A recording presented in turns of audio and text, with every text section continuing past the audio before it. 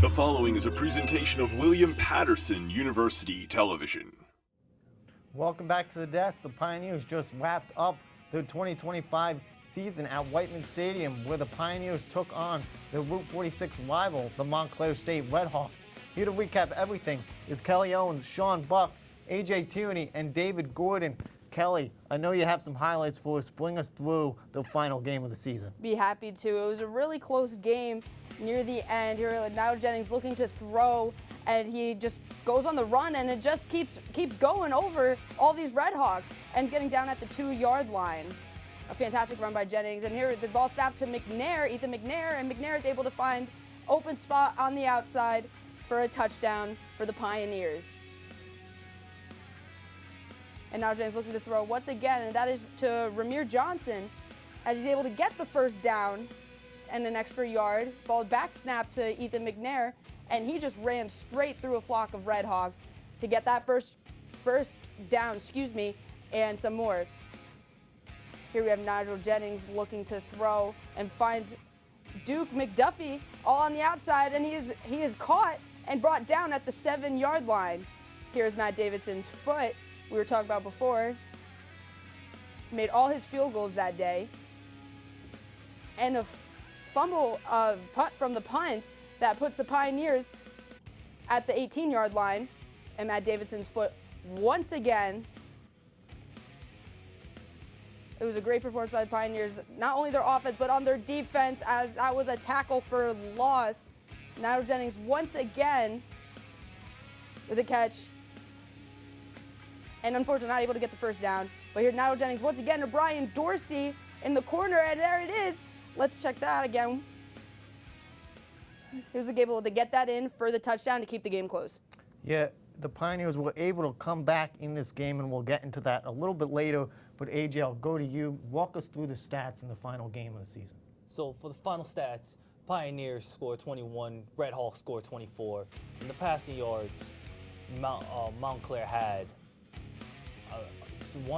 95 yards, 168 for William Paterson. Rushing yards, 116 and 168 for the Redhawks. And the penalties, nine penalties for 87 yards by William Paterson and 10 penalties for 116 yards by the Redhawks. Yeah, AJ, I'll stick with you. What could the Pioneers have done differently to come out on top here? I got to say, they had to pass the ball more. I mean, Jennings had 12 completions, 22 attempts, 1 TD, 54.5 complete percentage, 168 yards, and 1 interception. With guys like Brian Dorsey, Kyle Manley, Duke McDuffie, if the offensive coordinator, Brian Capriola, uses these players' skills, draws up schemes to use for their strength, this passing game is going to be efficient. Kellie. Eliminate the penalties. The penalties were really something that the Pioneers were struggling with. When Montclair would get a flag to make a third down, automatic first, William Paterson would get a flag right after that. So once you were handed a gift, they immediately threw it away. So that they just really needed to eliminate the penalties. Yeah, the Pioneers, the penalties absolutely killed them. So I think, they got to clean that up for next season. David, I'll go to you. I got to go with converting on third down. On the day, they were 3 for 15 on third down conversions. When you can't extend drives and you're forced to punt, especially back-to-back possessions, you're set up to lose football games. And let me tell you this, the Pioneers were 23% on third down conversions the whole season. They only converted 29 for 126. Oh. You just can't do that. You're not going to win games, and that's credit to the O-line, who were not protecting Jennings, and is a big reason for their offensive struggles throughout the season. Yeah, if the Pioneers could have converted on third down, they would have kept the sticks moving, but they didn't. They weren't able to do that, so that cost them big time. Finishes off, Buck. Yeah, I mean, you said it, third downs, but I'll go with running the ball more efficiently. Listen, we only had 81 rushing yards in our season finale. We need way more than that. Listen, 80, 90 yards, 80 to 100 yards is fine, but when you only have McNair going 6 for 31 and Jennings 19 for 60, McNair only got 6 attempts running the ball. He's our star running back. He's got to run the ball more. That O-line needs a lot of work. A lot of times, you just got to set up the run. You just got to run the ball more effectively. We only had a 2-yard run by McNair for a touchdown. McNair going to his senior season, he's just got to be our main staple guy. We cannot have our running back be Lamar Jackson out here. We just can't have that. We got to have McNair be way more efficient. Yeah, the Pioneers were able to keep the game closer in the second half, and they came back. Kellie, what ignited the fire to keep them going? Really, just motivation and determination ties into it. Last year, they were 1-9. They were 0-6 in the conference. They did not beat any NJAC team. They only beat McDaniel College in Maryland for their only win. This was the final stretch of the season. It was the last game, so they were able to get an extra win and finish 2-8, but they could have been 3-7. David. I got to say, it's putting up points. In the third quarter, down 21-7, they answered back with a field goal, and in the fourth quarter, a field goal, touchdown, and 2-point conversion. It seems like they definitely made those necessary adjustments at halftime, and we're definitely a totally different team in the second half.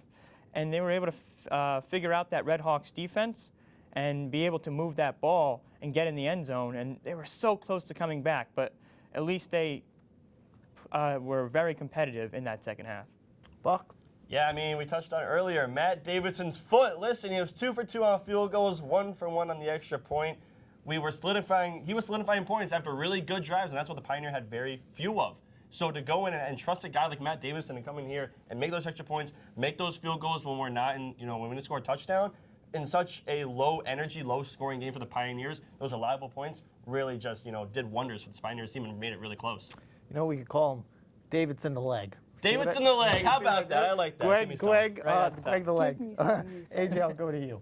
I got to say, it's the touchdown grab from Brian Dorsey.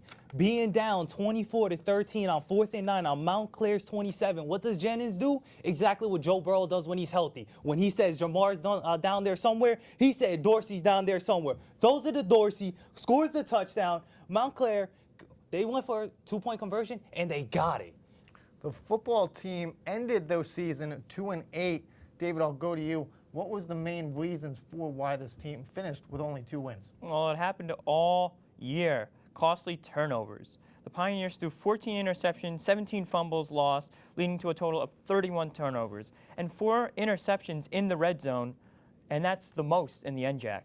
When a team scores only 9 touchdowns in the red zone, which was also last in the NJAC, you can't win games, which is the ultimate cause of why they had this losing season.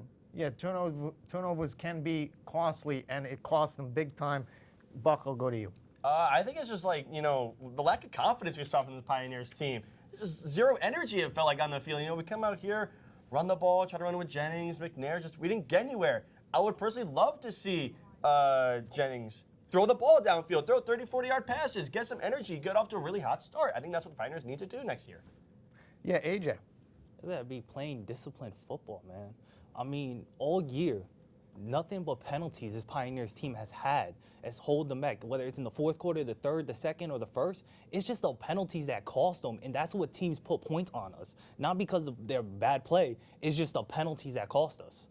Kellie, finish us off here. As much as I agree with the confidence, that played a huge part. It looked like they just did not want to be there, but the passing game, like you said before, we were able to see what Brian Dorsey was able to do in that Montclair game that we clearly just saw. If he was able to pass it to him more, also Duke McDuffie, they would have had a lot more wins. With the football season now at a close, I will go to you, Buck. Who do you think is the Pioneer football MVP? On a flashback to week 1 of Sports Desk NFL segment, Matt Goldman, MVP, Chris Boswell. Give me Matt Davidson for the Pioneers MVP. Listen, he was 6 for 7 on field goals this year, 16 for 18 on extra points. He could be playing for the Packers right now. They have no kicker. Put him on the Packers squad. He's kidding, right? I'm not kidding. Absolutely. He's kidding, right? Listen, he just came in and controlled the pace of the game, and he was just really, really good for the Pioneers and led to their success. Never heard of an MVP kicker. Interesting. I know. Me neither. AJ. So now. As much as I think that Buck just wanted to pick the kicker just to make the 6-7 joke, I got to give it to the Division I talent, who should be Division I talent, Joseph Presley. He's a sophomore out of Allentown, PA. That's Football Town, USA. With 23 solo tackles, 13 assists, 36 tackles for loss. I mean, this man is putting up numbers here. He was a key for the Pioneers' defense. And I mean, come on now. You just can't look past Presley. Kellie, who's your MVP? You got to give me Ramir Johnson, mostly because of that game against Montclair. He really stepped up for this team, and he had 334 yards of this season. Unfortunately, not getting any touchdowns, but I'm looking way past that. Stepping up for this rivalry, this Route 46 rivalry game, that's just my MVP. David, finish us off with your MVP. I got to give it to James Neville, senior DB. 40 solo tackles, 19 assists, adding on for a total of 59, and he had 4 interceptions. And most of his interceptions came in the games against Moravian and Vermont State. He was a huge factor in them winning those games. His veteran presence on this team made this Pioneer team very good. And with him graduating, the Pioneers will have a huge hole to fill in the secondary. We're going to miss him. That will do it for Pioneer football. Up next, we'll be moving from Whiteman Stadium to the Rec Center with Matthew Jinks and his crew for Pioneer men's basketball, only here on WPTV.